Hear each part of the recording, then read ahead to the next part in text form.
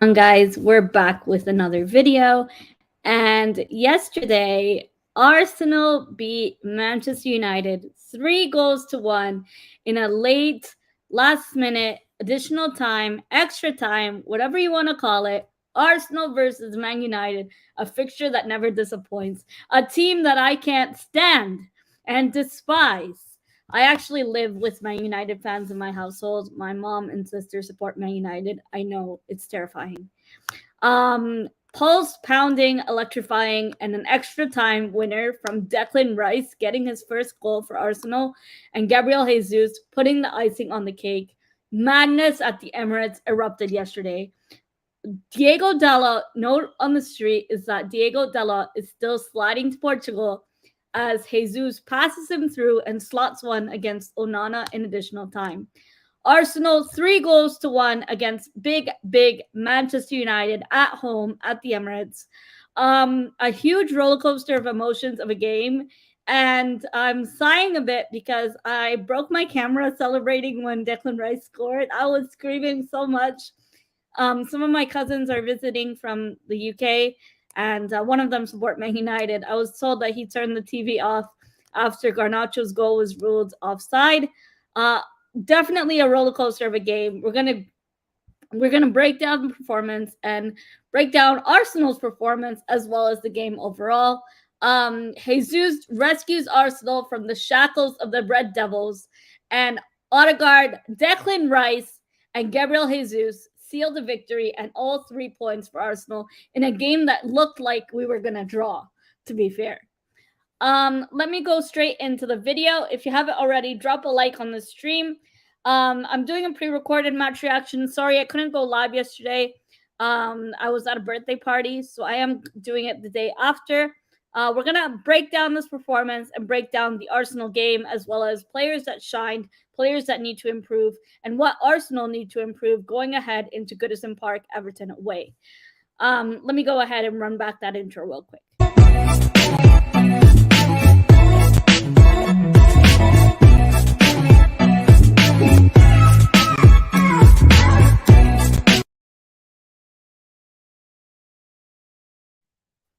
Arsenal versus Man United, Arsenal versus Tottenham, home and away, and you could even add Arsenal Chelsea. Our 3 games, as soon as the fixture calendar releases, are the 3 games I'm looking for and really excited for.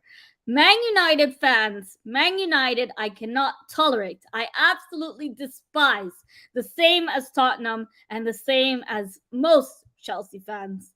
But before we even began the game, before we even got to the game at kickoff, the day before, I'm seeing all over Twitter Thomas Partey's injured, rumors of Thomas Partey not being fit to play, that he got injured in training and he got a groin injury in training. I dropped to my knees on the floor when I heard Thomas Partey's injured because I was worried what we're going to do in our midfield.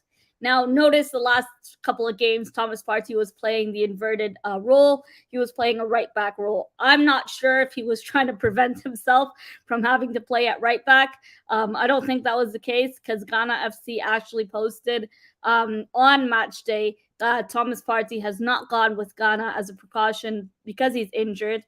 Thomas Partey will be out for a couple of game weeks, and 2 of those game weeks are international break. So first and foremost, I wish him a safe and speedy recovery, and hopefully he'll be back soon.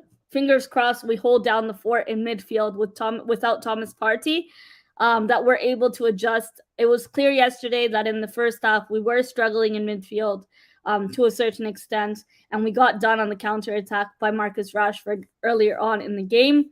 With that being said, I'm not going to complain too much. I am going to speak about the game, how it went, and there are things we need to improve, mind you. I'm really happy we got the result. It was such an end-to-end game and it was such a thriller, but we really need to break down the performance from the Arsenal side at least. The thing about Thomas Partey, I know AFTV did release a stat saying the big games that Thomas Partey has missed, and if my memory serves me right, it was about 12 games, including yesterday, would be 13 games, big games Thomas Partey has missed due to injury. And it seems like we're cursed. When Thomas Partey was at Atletico Madrid, he was hardly injured. But the minute he put on the Arsenal kit, he's made out of glass and frequently injured. It's so disappointing. I hope he has a speedy recovery, like I mentioned earlier. And more importantly, I hope we can hold down the fort in midfield. Either give Fabio Vieira a deserved start or play Jorginho. I think Havertz really needs to start observing from the bench and work his way into the starting 11. Just because of the price tag we paid for him doesn't mean that he should be guaranteed a spot in the starting 11. Just like any other of our players, each and every one of them should fight for their place in the starting 11 and should work their way to show Mikel Arteta that, hey, I deserve a start. I deserve my name next up on that team sheet. And that's just my opinion on how we should be giving our players the chance to have a spot in the starting 11. In the first half of the game, Martin Ødegaard got the equalizer. Thank God, Captain Ødegaard to the rescue. I was nervous. We should have scored the first goal. We fluffed the lines with Eddie Nketiah and Kai Havertz. A very easy chance missed. It almost looked like Havertz didn't expect to get the ball or didn't expect to have that scoring opportunity and just fluffed their lines, both Eddie Nketiah and Kai Havertz. We looked dangerous when we had the ball, but not for long. We kept struggling in the final third with the chances. We were really poor on corners. It's been a long time since we scored from a corner, but I did eat my words in this game in particular because Declan Rice's goal, I can't believe we scored from a corner. I'm more shocked about that than Declan Rice getting his first goal. That man shows he is worth 105 million and more because, mind you, he dominated the game. He smashed it for us and got lucky for that goal, but took the chance. He took the leadership and took the onus on him to take a chance, take a bit of risk in the box when it's so crowded with so many players. He took responsibility, showed leadership in that very moment throughout the game. He even controlled the midfield as well, and he was sublime. He was phenomenal. We weren't even at our best. I felt like we were really poor, but we were better than a really negative United side.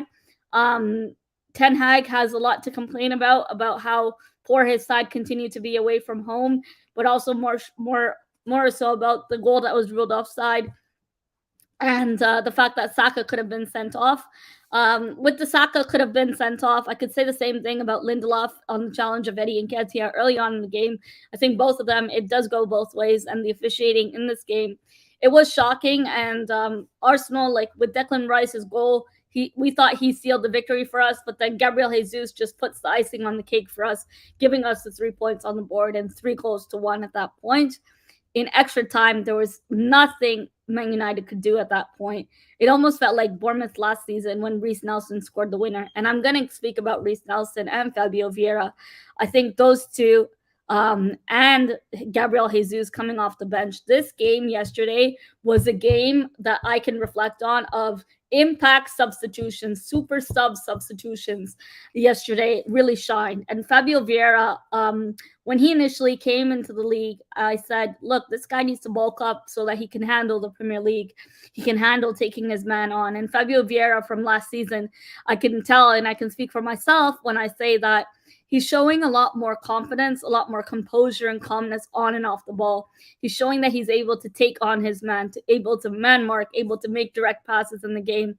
And I understand why we brought on Reece Nelson over Trossard, because I think in that point in the game, Arteta wanted a player that would be more direct with his crosses, more direct with his passes. And instead of Trossard, the right man to bring on when you need super substitutions would be Reece Nelson. Reece Nelson has the pace as well.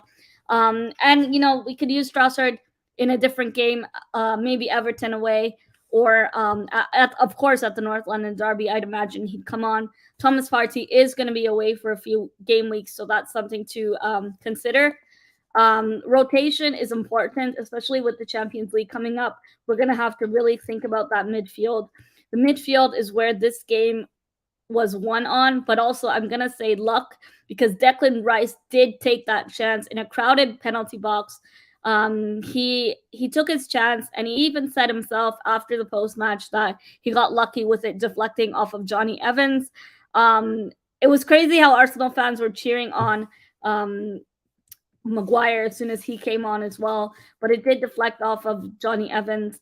And Declan Rice mentioned how he was lucky. He was really grateful to get player of the match And he's showing how he's worth every penny of that 105 million we spent on him.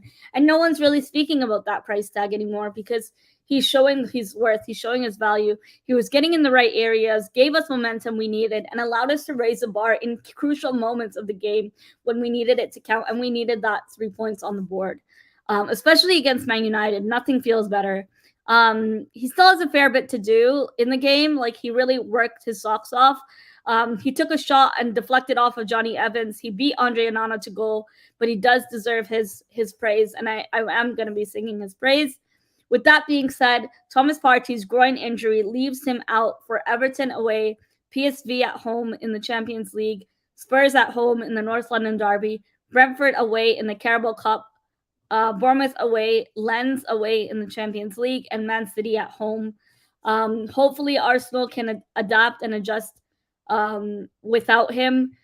In my opinion, I think we should keep Jorginho in the starting 11, play Jorginho, Rice, and Ødegaard, or play Fabio Vieira, Rice, and Ødegaard. Personally, I would give Jorginho a chance. I think Jorginho would be quite good. Time to play Jorginho. I think Havertz needs to be on the bench. Nothing wrong with observing from the bench, but you really need to earn your place in the starting 11. I think Havertz yesterday, he was so wide off the mark, wide open, and he was just poor. He looks like he's struggling to find his confidence, and he had a poor game. I think it's going to take him time to get his confidence back.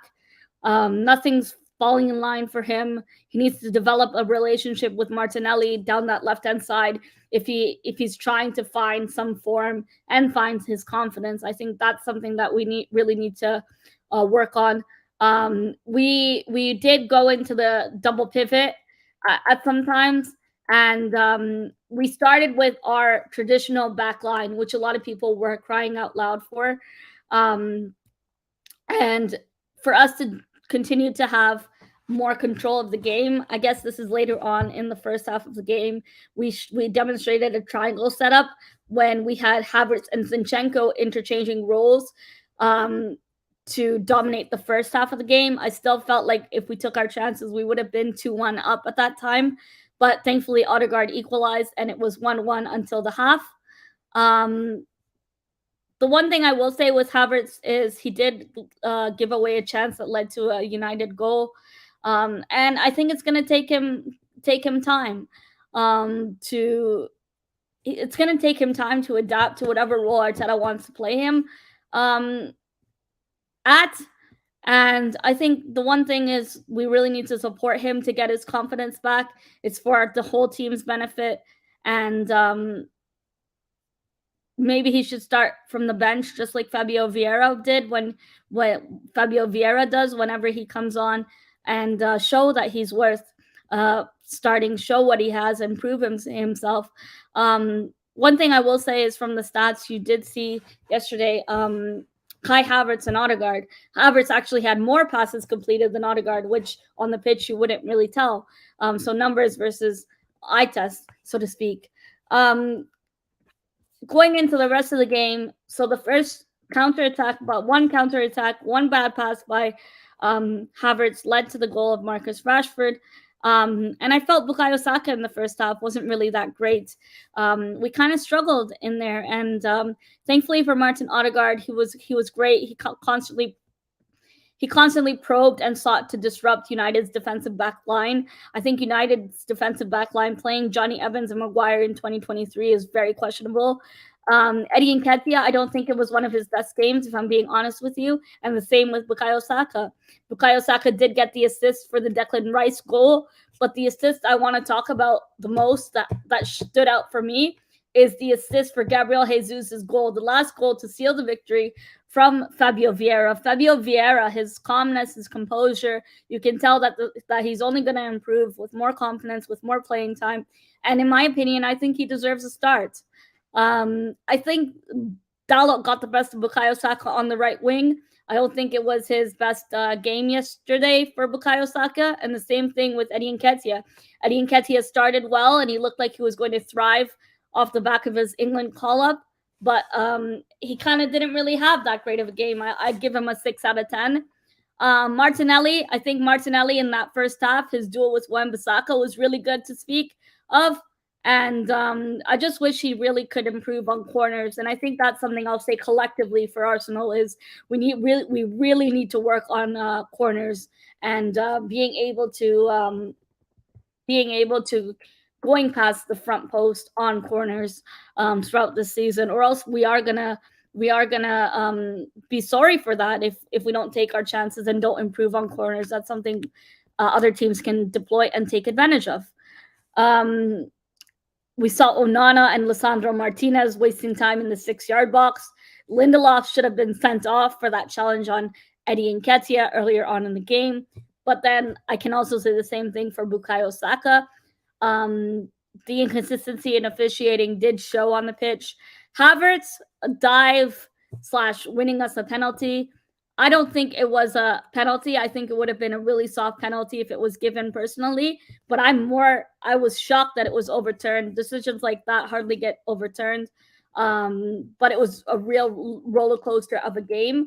In the end, we showed the upper hand and showed quality. And I think the players to mention for this is Fabio Vieira, Reece Nelson, Gabriel Jesus, Zinchenko, Declan Rice, and they were the game changers of this game. And my man of the match is Declan Rice.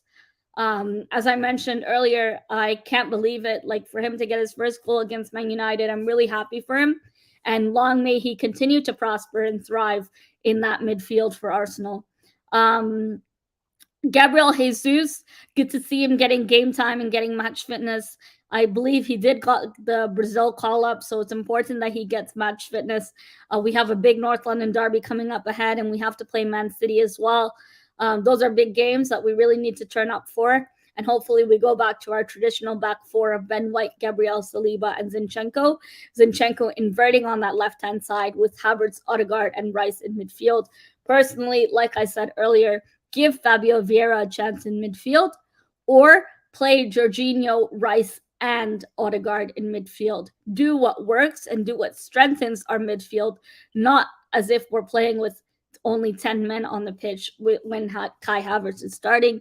I think when we're playing someone and starting someone who doesn't have much confidence, it's better they observe from the bench and earn their place in the starting 11, not automatically starting games just because of the price tag we paid, 65 million plus 5 million.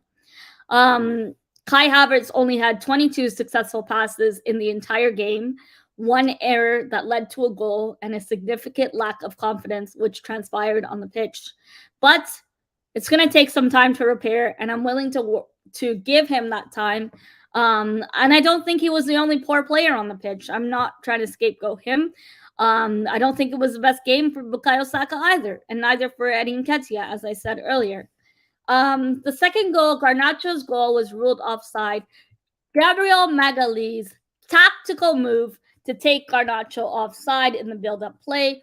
And the goal is ruled offside. Depending on what angle you look at it, I do think that the VAR, the officiating decision, was correct, that it was an offside. And even with the Declan Rice goal that he scored, even if Declan Rice did not score that goal, I still think that there would have been a penalty given there, because I believe Johnny Evans fouled Declan Rice in the box at that point. Correct me if I'm wrong, by the way. I was screaming and celebrating so much in this game that Arsenal destroyed Man United.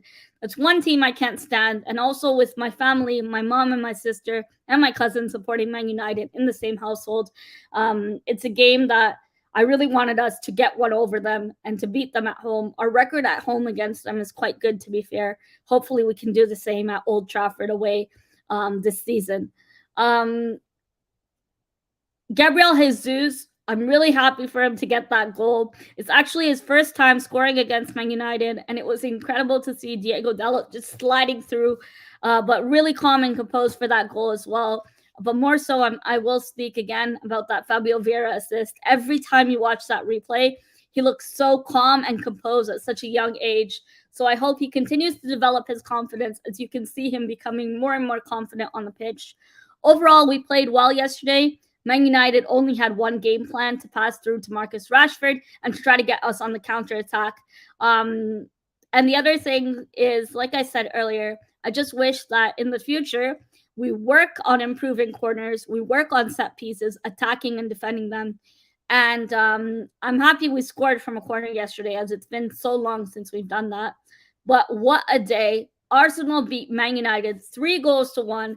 Ødegaard, Declan Rice, big money Dex, and Gabriel Jesus slots it home, seals the victory for Arsenal. Rice scores his first goal in an Arsenal kit against Man United, and United have a centre-back partnership of Maguire and Johnny Evans in 2023. More or less, let's dominate Everton away at Goodison Park. Continue this momentum that we have. Winning games obviously builds our confidence and gives us that confidence boost we need. I hope we continue to carry that going forward. We have big games coming up, Man City, and we also have Tottenham before that. We got the Champions League group. I think we have a good group, but I'm not going to underestimate Lens away. Neither am I going to underestimate PSV. We need to get revenge on Sevilla and PSV from Europa League. It's crazy how we're in Champions League after so many years, but the Champions League draw, the group that we're in, Group B, is a Europa League type of group. With that being said, it's 2 weeks international break. Enjoy the international football, everyone, and I will be back for Everton Goodison Park match reaction. Hopefully, I get my camera fixed by then. I don't know how much it's going to cost. I hope it doesn't break the bank. I'll still be live, probably maybe a Q&A stream during the international break, so stay tuned for that. If you're not following me on my socials, do check out my socials. It's Miss Melina, MISSSMELINA on Twitter, and same on Instagram. And with that being said, let me know who your man of the match is for the Arsenal Man United game. Let me know who shined, who didn't, and what you want to see improvements for Everton away at Goodison Park.